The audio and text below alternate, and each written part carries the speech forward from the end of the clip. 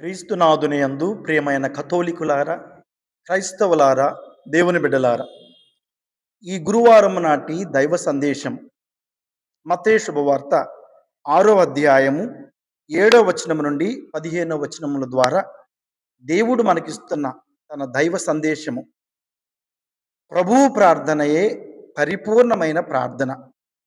శిష్యులు వచ్చి యేసు ప్రభువుని అడుగుతారు, అయ్యా మాకు ప్రార్థన చేయటం ఎలాగో నేర్పించమని. అప్పుడు ప్రభు ఈ పరలోక ప్రార్థన శిష్యులకు నేర్పించుతారు. ప్రభువు నేర్పినటువంటి పరలోక ప్రార్థనే పరిపూర్ణమైనటువంటి ప్రార్థన. ఎందుకు ప్రభువు ప్రార్థన పరిపూర్ణమైనది? ఎందుకు అంటే ఇందులో 7 అంశాలు ఉన్నాయి. మొదటిగా, ప్రభువు ప్రార్థన పరలోక తండ్రిని తండ్రి అని మనకు సంబోధించమని నేర్పే ప్రార్థన నేర్పుతూ ఉంది. రెండవది, దేవుని నామమును పవిత్రపరచమని బోధిస్తూ ఉన్నది. మూడవది, దేవుని రాజ్యమును, మీ రాజ్యము వచ్చునుగాక అని దేవుని రాజ్యమును ఆశించమని నేర్పించే ప్రార్థన ప్రభు ప్రార్థన.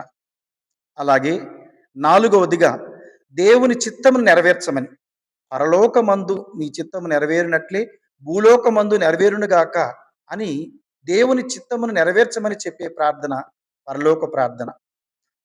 ఐదవదిగా, అనుదిన ఆహారం కొరకు ప్రార్థించమని చెబుతుంది ఈ పరలోక ప్రార్థన. క్షమించుకోమని చెబుతుంది. అలాగే మనం రక్షిస్తానని చెప్తుంది ఈ ప్రభువు నేర్పిన పరలోక ప్రార్థన.